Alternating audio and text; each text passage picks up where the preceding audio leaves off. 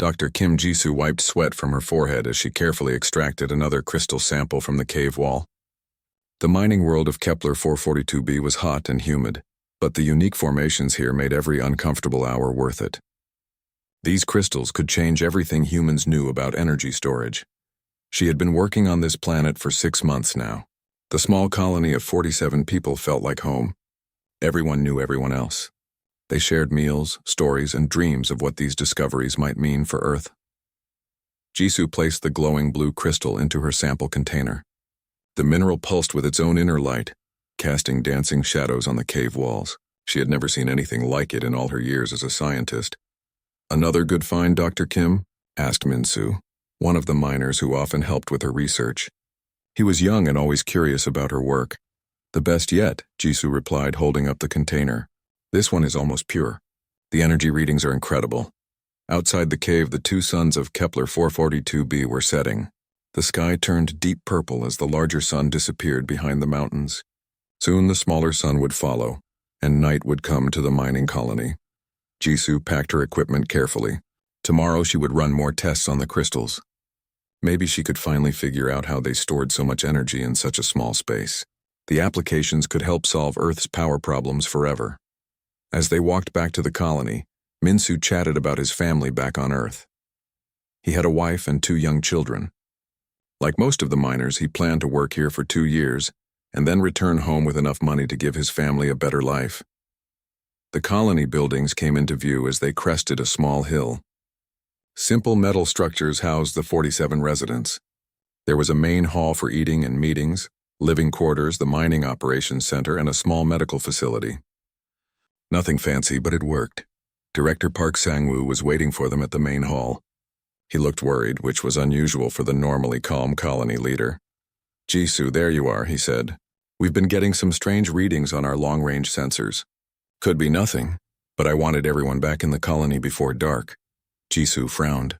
The sensors rarely picked up anything interesting. Most ships in this area were automated cargo vessels carrying processed materials back to Earth. "What kind of readings?" she asked, multiple contacts moving fast. "Too fast for cargo ships," Sang-woo explained. "They're still a few hours out, but their trajectory puts them heading straight for us." Inside the main hall, other colonists were gathering for dinner. The mood was lighter here. People laughed and talked about their day. Some played cards while waiting for the evening meal. Jisoo sat with her usual group. Dr. Lee Hyomin, the colony's medical officer, was telling a funny story about treating a miner who had gotten his head stuck in a ventilation shaft. Everyone laughed at the right moments, but Sang-woo's worried face kept appearing in Jisoo's mind. Strange readings on sensors usually meant nothing. Sometimes asteroids moved in unexpected ways, or solar radiation caused false signals. Still, something felt different tonight. The lights in the hall dimmed suddenly, then came back to full brightness. A few people looked up, confused. "Power fluctuation," called out engineer Kim Dongjin from across the room. "I'll check the generators after dinner." Then the lights went out completely. Emergency lighting kicked in a moment later, bathing everything in red. The colonists looked around nervously. This had never happened before. Sang-woo's voice came over the intercom system. "Everyone stay calm. We're investigating the power issue. Please remain in the main hall for now." Through the windows, Jisoo could see the outside floodlights were also dark. The colony's few security lights cast weak circles of illumination that made the darkness beyond seem even deeper. A low rumbling sound filled the air. It grew louder quickly, like distant thunder approaching fast. "Those aren't our ships," whispered Min-soo, pointing at the window. Strange lights appeared in the sky. Not the familiar blue glow of human engines, but a sickly green that pulsed like a heartbeat. The lights moved in formation, descending toward the colony. The main doors burst open. Sang-woo ran inside, his face pale. "Everyone listen carefully," he shouted over the growing noise outside. "We are under attack by unknown forces. Follow Emergency Protocol 7. Move to the secure areas now." But it was already too late. The ceiling exploded inward as something massive crashed through. Debris rained down as colonists screamed and dove for cover. Through the hole came creatures unlike anything in human nightmares. They were tall, nearly 3 meters high, with bodies like giant insects. Their skin looked like black crystal that reflected the emergency lights. Multiple arms ended in razor-sharp claws. Their heads were triangular with huge compound eyes that seemed to see everything at once. More creatures poured through the breach in the ceiling. Others smashed through the walls and windows. The attack was coordinated and overwhelming. The few security guards in the colony tried to fight back with their standard weapons, but their bullets barely scratched the creature's crystalline skin. The aliens moved with impossible speed, their claws cutting through metal and flesh with equal ease. Jisoo grabbed Minsu's arm and pulled him toward the emergency exit. Around them, colonists ran in all directions, screaming in terror. Some tried to hide under tables. Others fought desperately with whatever they could find. The creatures made no sound as they moved. They simply pointed at humans with one clawed hand. Some kind of energy beam shot out, striking people and making them collapse instantly. Not dead, but unconscious. They were taking prisoners. Jisoo reached the emergency exit just as one of the creatures appeared in front of her. This close, she could see intelligence in its compound eyes. It studied her for a moment, then raised its clawed hand. The energy beam hit her like lightning. Her muscles stopped working and darkness closed in from all sides. As consciousness faded, she heard Sang-woo's voice shouting something into a communication device. Her last thought before everything went black was that her crystal samples were still in her pocket. Somehow that seemed important. When she woke up, she was in a cage aboard an alien ship. The colony was far behind them, and Earth was even farther away. But unknown to her captors, Sang-woo had managed to activate the quantum emergency beacon before being captured himself. The message was already racing through hyperspace toward Earth, carrying news of the attack and their location. Help would come. It had to. Admiral Park Min-ho was drinking coffee in his office when the emergency alert came through. The quantum beacon signal appeared on his screen at exactly 0347 hours, Earth Standard Time. The message was short but clear. Kepler colony destroyed. Survivors captured by hostile aliens. Coordinates attached. Min-ho set down his coffee cup with a steady hand, but his heart was racing. In 30 years of military service, he had never received a message like this. Humans had met other alien species before, but none had ever attacked a human colony. He pressed the emergency button on his desk.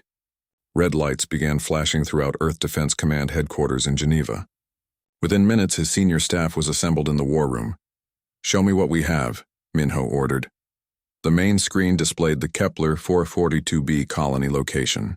A second screen showed the last known positions of the attacking ships, tracked by the colony's sensors before they went dark. General Lee Dong-hyun studied the data with grim eyes. He commanded the Stellar Marine Corps, Earth's elite fighting force trained for combat in space and on alien worlds. 47 people, Dong-hyun said quietly. 47 of our citizens taken by these creatures. Colonel Yoon Ji-ye, head of strategic operations, pulled up additional information. The attack ships match no known alien technology. They use some kind of energy weapons that our standard defenses couldn't stop. "What do we know about the attackers?" asked Min-ho. "Very little," replied Director Choi Hyemin from Intelligence. "We've been monitoring alien communications, but these ships appeared without warning. No diplomatic contact, no demands, no explanation. They just attacked." The room fell silent as everyone absorbed the implications. This was not a misunderstanding or an accident. Someone had deliberately attacked human civilians. Captain Nam Ji-won spoke up from her position near the tactical display. She commanded Storm Squadron, the best fighter pilots Earth had ever trained. "Admiral, my pilots are ready for immediate deployment. We can have a reconnaissance force at Kepler within 12 hours. "Reconnaissance won't be enough," General Dong-hyun interrupted. "By the time we get there, those ships could be anywhere in the galaxy. We need to think bigger." Min-ho nodded slowly. "Get me President Yang on secure communication and contact all fleet commanders. I want full mobilization protocols ready within the hour." The call to President Yang Soo-jin took only minutes to connect. Her face appeared on the secure screen from the presidential palace in Seoul. Despite being woken in the middle of the night, she looked alert and focused. "Admiral, I've been briefed on the situation," she said. "Tell me your recommendation." "Madam President, we're facing an unprecedented attack on human civilians. These aliens have taken our people prisoner. I recommend we respond with overwhelming force." "Overwhelming force against an enemy we know nothing about?" asked Yang. "That could start a war with an entire alien civilization." "Madam President," General Dong-hyun stepped forward, "they already started the war when they attacked our colony. The question is how we respond." President Yang was quiet for a long moment. Around the war room, Earth's top military leaders waited for her decision. The weight of 47 human lives hung in the air. Admiral, how many ships would you need for a rescue operation? All of them, Madam President. The President's eyes widened slightly. All of them? The entire Earth Defense Force? Yes, ma'am. We don't know how many ships the enemy has or how advanced their technology is. If we're going to get our people back, we need to be absolutely certain of success. Director Choi added, Madam President, this isn't just about the Kepler colony. Every human settlement in space needs to know that Earth will protect them. If we let this attack go unanswered, it sends the wrong message to every alien species watching. President Yang stood up in her office, pacing behind her desk as she considered the decision. 300 ships, the entire active fleet of Earth's military, all to rescue 47 people from an unknown enemy. Madam President, Admiral Minho said quietly, there's something else to consider. For the first time in human history, our people have been taken as prisoners by aliens. We don't know what's being done to them. We don't know if they're being tortured, experimented on, or worse. And every day we wait, they get further away, added Captain Nam. The President stopped pacing and looked directly at the camera. Admiral, I want you to understand something. What you're proposing could cost us our entire fleet. If this enemy is more powerful than we think, Earth itself could be defenseless. Yes, Madam President. I understand the risk. Good. Because I'm about to give you an order that will either save 47 lives or lose everything we've built in space. President Yang's voice became firm and clear. You have authorization for full fleet mobilization. Bring our people home, Admiral. All of them. The war room erupted in controlled activity as officers began implementing mobilization orders. But President Yang wasn't finished. Admiral, I want one more thing. When you find these aliens, you make sure they understand something very clearly. Humanity protects its own. Every single human life matters to us. We will cross the galaxy and fight any enemy to bring our people home. Yes, Madam President. They'll understand. Within 6 hours, every military base in the solar system was buzzing with activity. Ships that had been in maintenance were rushed back to service. Crews were called back from leave. Weapons were loaded and systems checked. The message went out to every human colony. Earth was going to war to save 47 people. Commander Yoon Tae-hyung prepared his stealth reconnaissance ships for deep space infiltration. Major Oh Seung-ho briefed his Marines on combat in unknown alien environments. Dr. Han Minji gathered every piece of information. Earth had about alien species and technology. As Admiral Minho watched the fleet preparations from his command ship, he thought about the message they were sending. Not just to the aliens who had attacked Kepler colony, but to the entire galaxy. Humanity was announcing its presence among the stars. And the message was simple. We value every human life enough to risk everything to protect it. The largest military fleet in human history was about to depart Earth. Its mission? Rescue 47 people and show the universe what humanity was capable of when its people were threatened. The hunt was about to begin. Captain Nam Ji-won checked her fighters' weapon systems for the third time in an hour. The plasma cannons were fully charged, the quantum shields were online, and her ship's new adaptive targeting system was responding perfectly. Around her, the other pilots of Storm Squadron were making their own final preparations. Attention all pilots, came Admiral Park Min-ho's voice over the communication system. We launch in 30 minutes. This is not a training exercise. We are going into unknown space to face an unknown enemy. Your mission is to bring our people home. Ji-won had been flying combat missions for 8 years, but this felt different. The entire Earth Defense Force was mobilizing for a rescue operation. 300 ships from massive battle cruisers to small scout vessels, all for 47 people. She thought about Dr. Kim Jisoo, the scientist who had been captured. Ji-won had never met her, but she had read the woman's research papers. Jisoo's work on energy storage could change everything. But even if she had been a simple colonist with no special skills, the response would have been the same. That was what made humanity special. Every life mattered. On the command ship UES Indomitable, Admiral Minho coordinated the massive mobilization effort. His bridge officers worked at a pace he had never seen before. Everyone understood the importance of speed. Every hour that passed meant the alien ships could travel further from human space. Admiral, all fleet groups report ready for departure, announced Commander Park Jin-woo. His operations officer. What's our total force strength? Minho asked. 57 heavy cruisers, 89 destroyers, 42 assault carriers, 63 support vessels, and 49 reconnaissance ships. Total crew complement, 47,300 personnel. Minho nodded grimly. They were committing almost 1,000 people to rescue each captured human. By any military calculation, it was excessive, but that was exactly the point. General Lee Dong-yun stood in the briefing room of the assault carrier UES Seoul, addressing his Marine commanders. These were the men and women who had actually set foot on alien worlds to bring the captives home. Listen carefully, Dong-yun said. We know almost nothing about these enemies. We don't know their biology, their technology, or their capabilities. What we do know is that they attack civilians without provocation. Lieutenant Colonel Oh Sung-ho raised his hand. General, what are our rules of engagement? Simple. Retrieve our people by any means necessary. If the aliens resist, you eliminate them. If they surrender, you take them prisoner, but our people come home. That's the only acceptable outcome. The Marines nodded. Oh Sung-ho's unit, the 1st Stellar Marines, had trained for exactly this type of mission. They had practiced combat in zero gravity, on hostile worlds and against unknown technologies. Now they would put that training to the test. In the technical sections of the fleet, Commander Yoon Tae-hyung supervised the installation of new equipment designed specifically for this mission. His engineers had worked around the clock to develop systems that could counter alien technology. The adaptive stealth fields are installed on all reconnaissance ships, reported Chief Engineer Kim Soo-jin. These should make us invisible to sensors that use energy patterns different from ours. What about the neural disruptors? Tae-hyung asked, ready for deployment.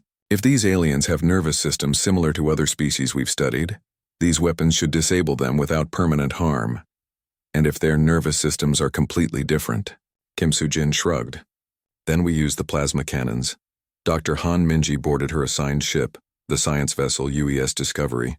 As Earth's leading expert on alien biology, she would be crucial in understanding their enemy. Her laboratory was packed with analysis equipment and samples from every known alien species. Dr. Han called Captain Lee Myong-ho as she settled into her quarters. I've read your preliminary report on potential alien capabilities. Do you really think they're vulnerable to psychological warfare? Every intelligent species we've encountered has emotional responses, Minji explained. Fear, anger, pride, shame. If we can understand what drives these aliens, we can use it against them. And if they don't have emotions like we understand them, then we'll have to be creative. Throughout the solar system, the mobilization continued at an incredible pace. Ships that had been scheduled for maintenance were quickly repaired and pressed into service. Crews were pulled from leave and training assignments. Weapon depots were emptied as the fleet loaded ammunition for an extended campaign. At Mars Defense Station, Commander Hong Seung-jae oversaw the loading of the most advanced weapons humanity had ever built. Quantum torpedoes that could punch through any known shielding, plasma missiles that could track targets across solar systems, and the new experimental weapon that everyone hoped they wouldn't need to use. Sir, the Nova bombs are loaded and secure, reported his weapons officer. Good. Let's hope we don't have to show the galaxy what those can do. President Yang. Soo-jin stood in the observation deck of the orbital platform above Earth, watching the fleet assemble. Ships moved in precise formation, their running lights creating patterns against the darkness of space. It was the most beautiful and terrifying sight she had ever seen. Madam President, Admiral Minho's voice came through her communicator. The fleet is ready to depart. We await your final authorization. Yang looked down at Earth, turning slowly in its ancient rotation. Billions of people lived down there, most of them unaware that their entire military was about to disappear into deep space on a rescue mission. But she knew they would approve. Humanity had always been defined by its willingness to risk everything to save its own. Admiral Minho, she said clearly, you are authorized to depart. Bring our people home. Yes, Madam President. We will not fail. The departure was magnificent and sobering. 300 ships engaged their hyperspace drive simultaneously, disappearing in flashes of blue-white light. Within seconds, the largest military force in human history was racing through hyperspace toward enemy territory. On the bridge of the UES Indomitable, Admiral Minho watched the hyperspace display tracking their progress. They would reach the last known position of the alien ships in 36 hours. Admiral, asked Commander Park, what if we're too late? What if the aliens have already killed the prisoners? Minho was quiet for a moment, thinking about 47 human lives hanging in the balance. Then we make sure their deaths are avenged. And we make sure no alien species ever thinks about attacking humans again. Behind them, Earth grew smaller and dimmer until it was just another star in the vast darkness. Ahead lay the unknown, an enemy that had never faced the full military might of humanity. The message was clear to any alien species monitoring human communications. Humanity was coming, and they were bringing everything they had. The hunt for 47 people had begun, and it would reshape the galaxy's understanding of human determination forever.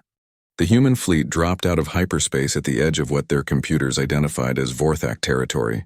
Admiral Park Minho stood on the bridge of the UES Indomitable, watching the tactical displays as his ship spread into attack. Formation, sensor report, he ordered. Multiple alien vessels detected. Throughout the system, announced Lieutenant Kim Na-young from the sensor station. At least 40 ships of unknown configuration. They appear to be military vessels. Any sign of our people? Negative, Admiral. But we're detecting communication traffic between alien ships. They know we're here? Minho nodded. The Vorthak had been tracking human movement since the fleet entered their space. Now came the dangerous part, making contact with an enemy that had already proven hostile. Captain Nam Ji-won received her orders through her fighter's communication system. Storm Squadron would probe the alien defenses while the main fleet remained ready to strike. All Storm pilots, this is your wing commander, she transmitted to her squadron. We're going in fast and quiet. Our job is to test their capabilities and find our people. Stay sharp. Her fighter accelerated toward the nearest alien vessel, a massive ship that looked like it had been grown rather than built. The surface was smooth and organic with no visible weapons ports or engines. It was unlike anything in human military databases. Storm Leader, I'm reading massive energy buildup on that ship, called out Lieutenant Park Woo-jin, her wingman. Confirmed. All squadrons, evasive maneuvers. They're targeting us. Green energy beams lanced through space where her fighter had been seconds before. The alien weapons were faster than anything humans had faced. But Ji-won's ship was faster still. Return fire, she ordered. Human plasma cannons lit up the darkness as Storm Squadron engaged the alien fleet.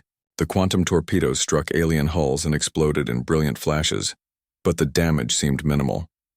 Their armor is absorbing our standard weapons, reported Lieutenant Choi Sung-min, switching to maximum power settings.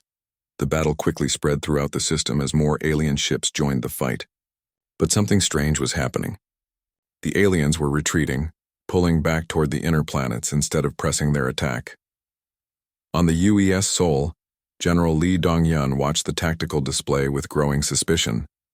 They're not trying to destroy us. They're trying to delay us, Lieutenant Colonel Oh Seung-ho agreed. It's a fighting withdrawal.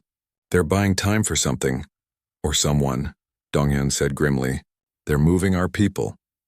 Commander Yoon Tae-hyung's reconnaissance ships were already deep in alien space, using their advanced stealth systems to avoid detection. His mission was to locate the prisoners and gather intelligence on Vorthak capabilities. Commander, reported Chief Petty Officer Song Jimin, I'm detecting massive ship movements in the next system. It looks like they're evacuating something important. Show me. The stealth ship sensors revealed dozens of alien vessels fleeing toward the galactic core. Among them were smaller ships that matched the configuration of the ones that had attacked Kepler Colony. Those are prisoner transports, Tae-hyung realized. They're moving our people deeper into their territory. Dr. Han Minji studied the alien ship designs from her laboratory aboard the UES Discovery. The organic appearance of Vorthak vessels suggested a technology based on biological engineering, rather than traditional manufacturing. Captain Lee, she called to the ship's commander, I need to capture some alien technology. We can't fight effectively if we don't understand what we're facing. Dr. Han, we're in the middle of a running battle.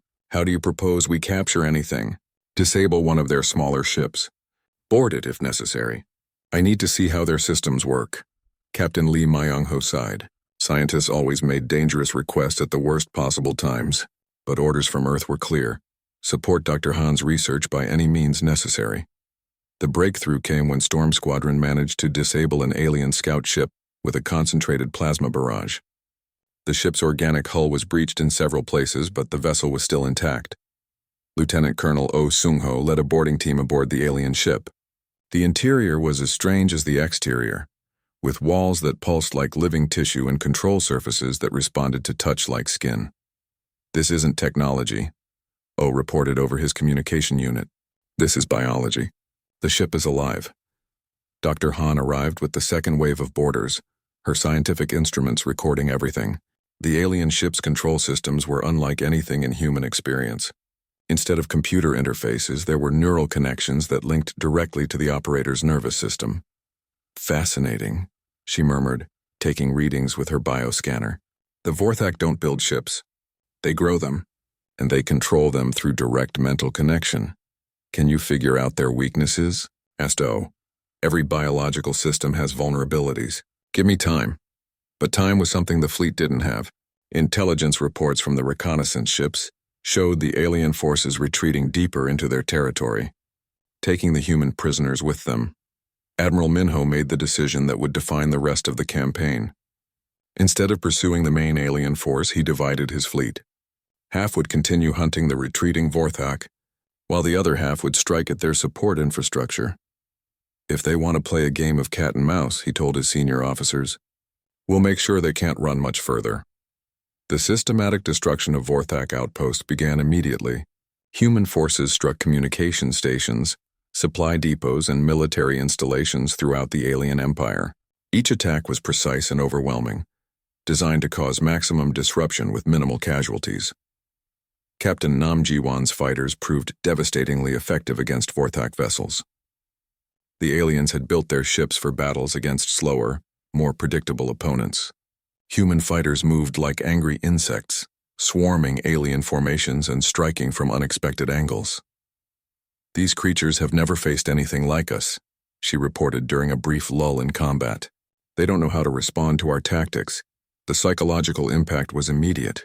Vorthak forces began showing signs of confusion and panic. Their retreat became less organized as human attacks disrupted their command structure. Dr. Han's research on the captured alien ship provided crucial intelligence. The Vorthak were indeed insectoid creatures with a hive-like social structure. Their greatest strength was their unity, but it was also their greatest weakness. "Cut off their communication links," she advised Admiral Minho, "and they lose coordination. They're not used to thinking independently. How do we cut their communications? Target their bioships with neural disruptors. If the ships are alive, they can be stunned or killed like any other creature." The new tactics worked perfectly. Human neural disruptor weapons, originally designed for crowd control, proved devastatingly effective against Vorthak bioships. Alien vessels simply stopped functioning when their living hulls were overwhelmed by the neural interference. But the most important breakthrough came when Commander Taehyung's reconnaissance teams intercepted alien communications about prisoner locations. "Admiral," he reported, "I found them. The humans from Kepler Colony are being held on a planet called Kethvar, 3 systems from here, but there's something else. They're not the only prisoners. The Vorthak have captured beings from dozens of other species. The revelation changed everything. This wasn't just about 47 humans. It was about an entire alien empire built on slavery and conquest, and now they had taken the wrong species prisoner." Admiral Minho addressed the entire fleet over the communication system. "All ships, this is the Admiral. We came here to rescue our people, but we've discovered something larger. These aliens have enslaved entire species. They've built their civilization on the suffering of others." He paused, looking out at the stars where alien forces continued their retreat. "We're going to rescue our people, but we're also going to send a message to every species in this galaxy. Slavery ends here. Conquest of innocent beings ends here. Today the Vorthak Empire learns what happens when they threaten humanity." The hunt continued, but now it had a larger purpose. 47 human lives had triggered the largest rescue mission in history. But those same lives had also sparked something bigger: humanity's first major intervention in galactic affairs. The Vorthak were about to learn that some species fought back harder than others. The Vorthak homeworld of Vrakthal appeared on the main screen as the human fleet dropped out of hyperspace. Admiral Park Minho had seen many alien worlds through his career, but this one was different. The entire planet looked like a massive hive, with towering spires that stretched into the atmosphere and cities that seemed to grow from the ground itself. "Sensor report," he ordered, his voice steady despite the magnitude of what they were about to attempt. Massive defensive installations across the planet's surface, reported Lieutenant Kim Na-young. At least 200 orbital defense platforms. Multiple fleet formations in defensive positions. Admiral, they're throwing everything they have at us. Enemy ship count? Over 800 vessels of various sizes. We're outnumbered nearly 3-1. Minho nodded calmly. Numbers had never been the deciding factor in human military history. Launch all fighters. Begin orbital bombardment of military targets only. I want those defense platforms eliminated in the first wave. Captain Nam Ji-won strapped herself into her fighter as klaxons blared throughout the carrier. This was it. The final battle to rescue 47 humans who had become the center of the largest military operation in Earth's history. Storm Squadron, this is your wing commander, she transmitted as her fighter launched into space. Today we show the galaxy what happens when you take human prisoners. Follow my lead and watch each other's backs. The space around Vrakthal erupted into the largest battle humanity had ever fought. Human quantum torpedoes streaked toward the orbital defense platforms while Vorthak bioships responded with their green energy beams. The difference in tactics was immediately apparent. Vorthak forces fought in rigid formations, each ship following predetermined patterns. Human forces moved like a living thing, constantly adapting and flowing around enemy positions. General Lee Dong-hyun watched the orbital battle from the assault carrier UES Seoul while preparing his ground forces for the most dangerous part of the mission.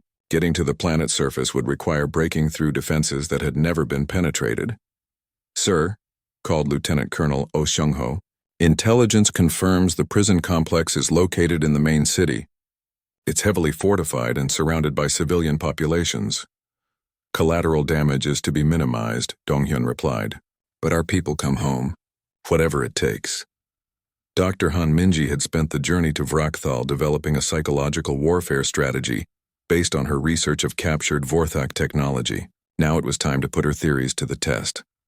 Admiral, she called from her station aboard the UES Discovery. I'm ready to transmit the surrender demand, but I want to broadcast it on all frequencies simultaneously. Every Vorthak on the planet should hear this. Do it.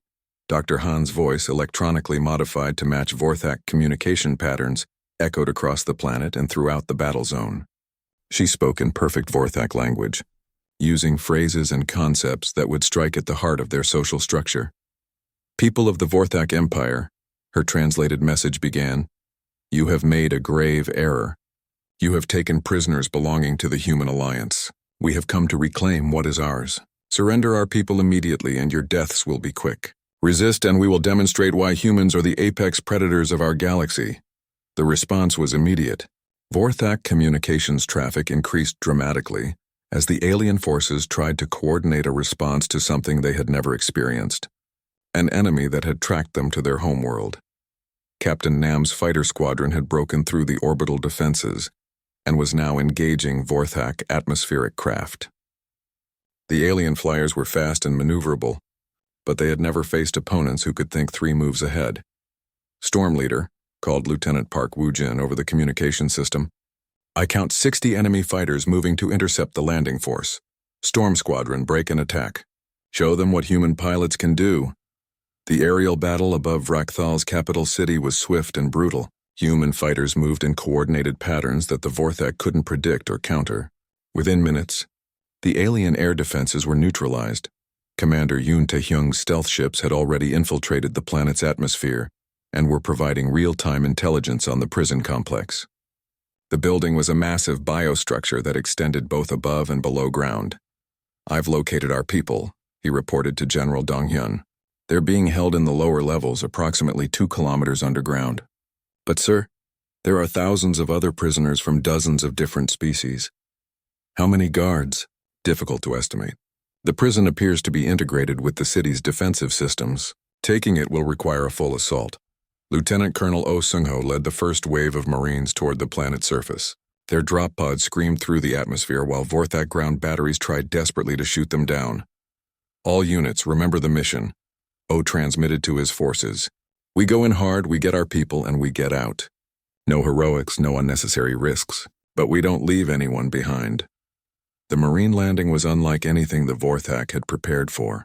Instead of landing in a concentrated area that could be surrounded, The human forces scattered across the city in small teams that moved toward the prison complex from multiple directions. Dr. Han's psychological warfare was having its intended effect. Vorthak forces were showing signs of panic and confusion. Their rigid command structure wasn't designed to handle the chaos of urban warfare against an unpredictable enemy. "Admiral," Dr. Han reported, "Vorthak communication traffic indicates they're considering evacuating their leadership." "I don't think they expected us to actually reach their homeworld." "Neither did I," Minho admitted. "But here we are." The assault on the prison complex began with a surgical strike by O's Marines. Using neural disruptors specifically tuned to Vorthak biology, they stunned the guards without causing permanent harm. The human approach to warfare was overwhelming force combined with precise restraint. "We've breached the outer defenses," O reported as his teams fought through the bio-corridors of the prison, moving toward the prisoner levels now. The interior of the Vorthak prison was a nightmare of organic architecture. Walls pulsed with alien life, and the very air seemed to whisper with sounds that human ears weren't meant to hear. But the Marines pushed forward, following their sensors toward the human life signs below. Dr. Kim Jisoo was awake when the explosion started above her cell. She had been a prisoner for weeks, kept alive but constantly interrogated about her research on Kepler 442b. The Vorthak were particularly interested in the energy crystals she had been studying. "What's happening?" asked Minsu from the cell next to hers. The young miner had been asking the same question every time they heard unusual sounds. "I don't know," Jisoo replied, but deep in her heart she was beginning to hope. The sounds were too organized to be an accident. They sounded like a military assault. The prison doors suddenly dissolved as human Marines appeared in the corridor. Their powered armor made them look like mechanical giants, and the weapons in their hands glowed with familiar blue energy. Dr. Kim Jisoo called the lead Marine through his suit's speakers. "Here," she shouted, hardly believing what she was seeing. "Ma'am, I'm Lieutenant Colonel Oh Seung-ho, Earth Defense Force. We're here to take you home." As the Marines freed the human prisoners, they discovered the true scope of the Vorthak prison system. Thousands of beings from dozens of species were held in similar conditions. Many had been prisoners for years. "Sir," reported Sergeant Kim Daewon, "we've got a problem. There are too many prisoners to evacuate quickly, and some of these aliens are from species we've never seen before." O made a decision that would be remembered in military history books. "We take them all. Every prisoner in this complex goes home with us." The evacuation began immediately. Human transport ships descended through the atmosphere while the orbital battle continued above. Marine engineers worked frantically to free prisoners whose cells were designed for alien biologies completely different from humans. Admiral Minho received the status reports with growing amazement. What had begun as a rescue mission for 47 humans was now the liberation of nearly 3,000 enslaved beings. "Admiral," called Commander Park from the communication station, "we're receiving surrender offers from multiple Vorthak commanders. They want to negotiate." "Put me on general broadcast," Minho ordered. His voice carried across all Vorthak communication frequencies, translated into their language by Dr. Han's systems. "This is Admiral Park Minho of the Human Alliance. You attacked our people without provocation. You have enslaved thousands of innocent beings. Today that ends. We are taking our people home. We are taking all the prisoners home. Resist and we will demonstrate why humanity does not accept defeat." The rescue operation continued through the day and into the planet's night cycle. Human forces extracted every prisoner from the complex while maintaining defensive perimeters around the city. Vorthak resistance was sporadic and disorganized. As the last transport ship lifted off from Vrakthal's surface, Dr. Kim Jisoo looked down at the alien world through the viewport. She was free, but she knew this was about more than her freedom. "Colonel O," she asked the Marine commander, "how many ships did Earth send to rescue us?" "All of them, Maya." President Yang Soo-jin arrived at Vrakthal aboard the diplomatic vessel UES Harmony exactly 24 hours after the prison complex had been liberated. She came not as a conqueror, but as a leader ready to reshape the galaxy's understanding of human values. The meeting took place in what had once been the Vorthak High Command Center. The building's organic architecture had been damaged in the battle, but it still functioned. Alien biolights pulsed weakly in the walls as the most powerful beings in the Vorthak Empire gathered to face the humans who had defeated them. Admiral Park Minho stood at President Young's right side as she entered the chamber. General Li Dongyun flanked her left. Dr. Han Minji served as translator and cultural advisor, her understanding of Vorthak psychology crucial for the negotiations ahead. The Vorthak leadership was unlike anything humans had imagined. Ancient creatures that towered over even their warrior caste. Their crystalline exoskeletons showed the scars of centuries. These were beings who had conquered star systems when humanity was still discovering fire. High Overlord Vex Tharan, the supreme leader of the Vorthak Empire, spoke first. His words came through Dr. Han's translation devices as a mixture of clicks, whistles, and electronic tones. You have done the impossible, humans. No species has ever reached our homeworld in war. We acknowledge your victory. What are your terms for our survival? President Yang stepped forward, her voice calm but carrying absolute authority. High Overlord, we did not come here to destroy your empire. We came to retrieve our people. That mission is complete. The alien leaders exchanged rapid communications in their native language. Dr. Han whispered to President Yang. They're confused. In their experience, military victory always means conquest. Then it's time they learned something new, Yang replied. She addressed the Vorthak leadership directly. Your forces attacked a human colony without provocation. You captured our citizens and held them prisoner. This was your first mistake. Your second mistake was believing we would accept this quietly. High Overlord Vex Tharan's compound eyes focused on the human president. What is it you want from us, human leader? I want you to understand something that will echo across this galaxy for generations to come. Humanity values every individual life. We will cross space and time to protect our own. We mobilized our entire military force to save 47 people. Think about what that means. The chamber fell silent as the implications sank in. Dr. Han had calculated correctly. To the Vorthak, with their hive mentality, the idea of risking everything for a small number of individuals was incomprehensible. But we also want something else, President Yang continued. We want an end to your empire's practice of enslaving other species. We freed nearly 3,000 prisoners from your facilities. They came from dozens of worlds, many of which you had conquered generations ago. General Donghyun stepped forward with a data pad. High Overlord, we have documented everything. The prison complexes, the slave labor systems, the forced relocations. Your empire is built on the suffering of others. This is how we have always existed, Vex Tharan replied. The strong dominate the weak. This is the natural order. President Yang's voice became harder. Not anymore. At least, not while humanity is watching. Dr. Han activated a holographic display showing the current galactic situation. Human forces had not withdrawn after the rescue. Instead, they had established monitoring stations throughout former Vorthak territory. Here are our terms, President Yang announced. First, all enslaved beings in your empire are to be freed immediately. We will provide transportation to return them to their homeworlds or to establish new colonies if their worlds no longer exist. Impossible, Vex Tharan clicked. Our economy depends on their labor. Then you will need to find a new economic model, Yang replied without sympathy. Second, your military forces will be reduced by 75%. The ships and weapons will be decommissioned under human supervision. The Vorthak leadership erupted in agitated communication. Dr. Han translated the chaos. They're saying this will destroy their civilization. They claim they need large military forces to defend against other hostile species. Third, President Yang continued, ignoring the protests, you will pay reparations to every species your empire has harmed. The exact amounts will be determined by an interspecies tribunal that includes human representatives. Admiral Minho added his own statement. High Overlord, you should understand that these terms are not negotiable. Your alternative is the complete destruction of your military capacity and the occupation of your worlds by human forces. You would occupy our planets? Vex Tharan asked, his voice carrying what Dr. Han identified as genuine fear. If necessary, President Yang replied, but we would prefer cooperation. Humanity is not interested in ruling other species. We want peace, trade, and mutual respect among all intelligent beings. The negotiations continued for 6 hours. The Vorthak leadership struggled to understand a concept they had never encountered, a military victor who demanded justice rather than conquest.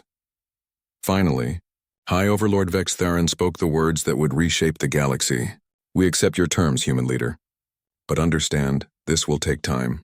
Our empire spans 17 star systems and controls billions of beings. You have one standard galactic year, President Yang replied. Human monitoring stations will ensure compliance.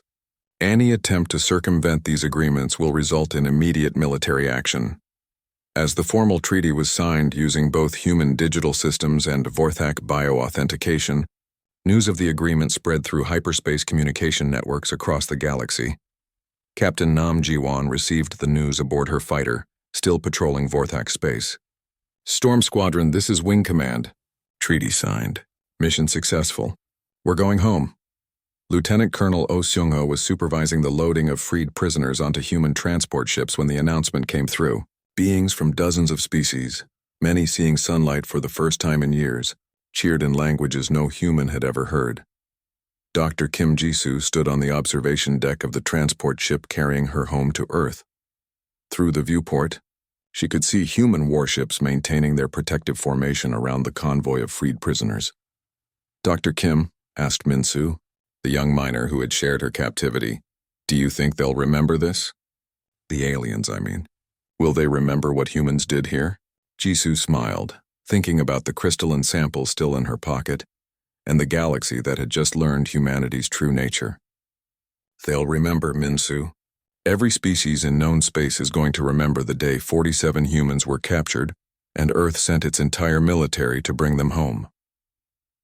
The return journey to human space took 3 weeks.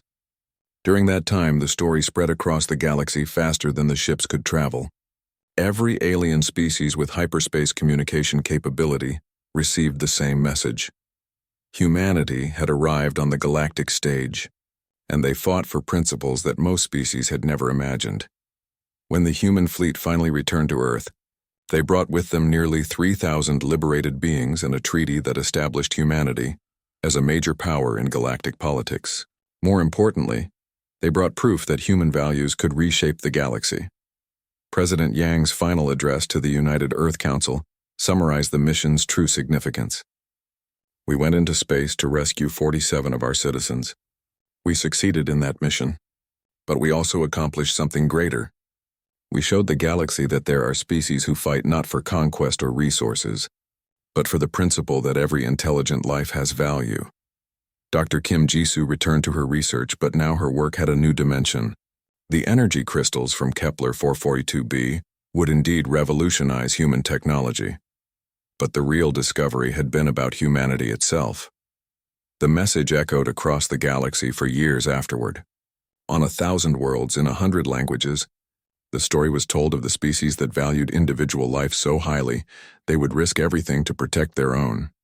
And in the depths of space, on worlds where slavery and oppression had once seemed permanent, beings looked up at the stars and whispered a new word of hope: human. The galaxy had learned that humanity would cross any distance, fight any enemy, and pay any price to bring their people home. And in learning that lesson, the galaxy had discovered that some species fought for something greater than themselves. They fought for the idea that every life mattered,